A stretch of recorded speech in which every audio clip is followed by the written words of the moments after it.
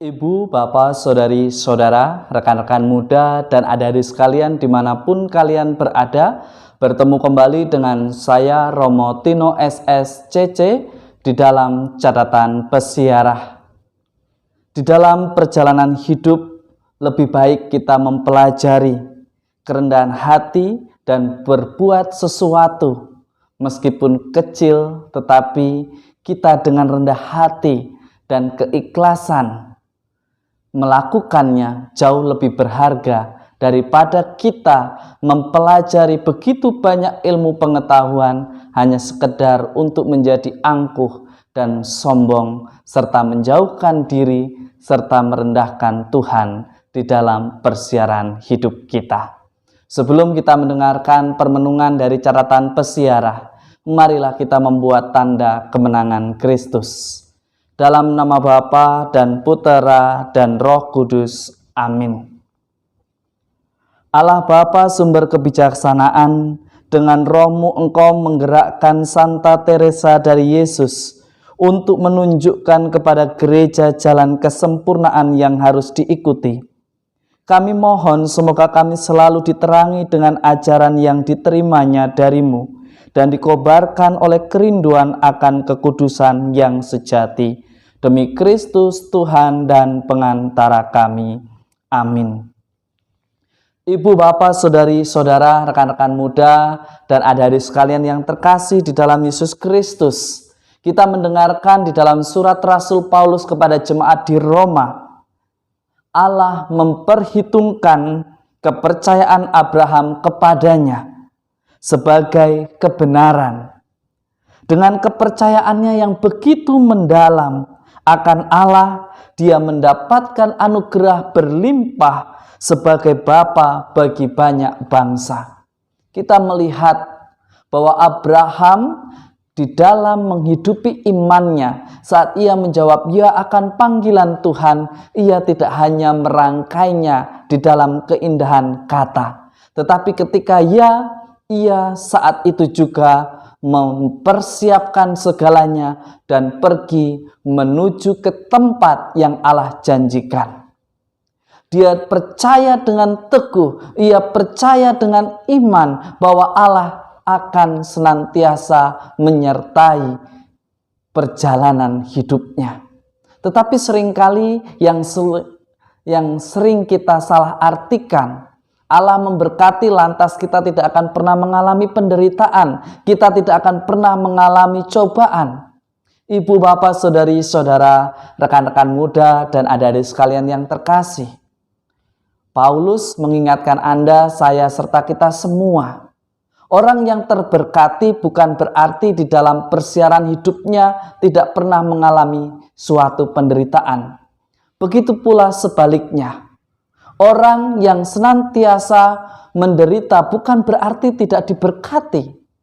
Mungkin dengan tantangan dan juga cobaan yang ia lalui, ia akhirnya mengerti rasa berterima kasih, bagaimana caranya bersyukur atas segala berkat yang senantiasa diberikan kepada orang-orang yang mengandalkan hidupnya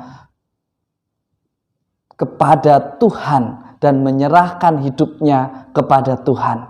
Ingat, Tuhan tidak pernah berjanji bahwa langit selalu biru atau perjalanan hidup kita akan senantiasa menyenangkan. Tetapi Tuhan berjanji akan senantiasa menyertai kita satu persatu di dalam persiaran hidup kita. Oleh karenanya, Yesus menegaskan di dalam Injil Lukas, Yesus menunjukkan kepada Anda, saya, serta kita semua, menunjukkan jalan kepada siapakah kita harus takut. Bukan kepada mereka yang dapat membunuh tubuh, lalu tak dapat berbuat apa-apa lagi, melainkan kepada Dia yang setelah membunuh mempunyai kuasa untuk melemparkannya ke dalam neraka. Pandemi COVID-19 seringkali membuat kita seolah-olah kita adalah Tuhan atas manusia, atas kekuasaan dan tugas serta tanggung jawab yang diberikan kepada kita. Berbicara keselamatan, tentu kita harus bijaksana di dalam menerapkannya. bukan karena ingin dipandang taat, bukan juga karena ingin dipandang seragam atau kompak, tetapi dengan mengorbankan begitu banyak generasi yang akhirnya tidak lagi cinta dengan ekaristi, yang akhirnya lupa untuk pergi ke gereja, yang akhirnya membuat kita manusia jauh daripada Tuhan hanya karena kedekilan, kekerasan yang ada pada dalam diri kita, yang ada pada hati kita. Hari ini kita ditantang bagaimana kita mesti belajar memperjuangkan apa yang menjadi kehendak Tuhan. Hendaknya kita berani merefleksikan, berani memperjuangkan apa yang menjadi kerinduan umat tanpa harus melanggar sesuatu ketetapan. Tetapi seringkali kita mengatasnamakan pribadi-pribadi yang akhirnya melanggar apa yang menjadi ketetapan. Satu hal yang senantiasa diingatkan oleh Yesus, takutilah Dia yang memiliki kemampuan dan kuasa atas hidup dan mati, atas perjalanan hidup manusia, yaitu Tuhan sendiri. Maka carilah keputusan yang bijaksana di dalam tugas dan tanggung jawab kita, baik di dalam keluarga, di dalam pekerjaan, maupun di dalam pelayanan. Jangan sampai hanya karena kita tidak mampu, akhirnya kita mencari kebenaran untuk menyalahkan atau membunuh.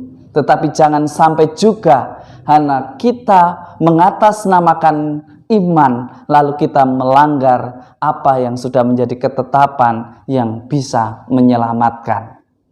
Intinya, Yesus mengajak kita semua orang beriman menjawab ya itu berani untuk mengevaluasi, memperbaiki, mencari terobosan yang solutif, tetapi juga terobosan yang menyelamatkan.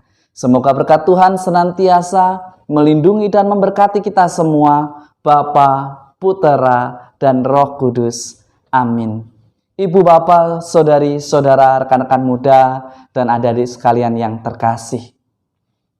Kerendahan hati menjadi kunci bagaimana kita belajar menjadi orang beriman yang tepat dan benar. Selamat beraktivitas, Tuhan memberkati. Amin.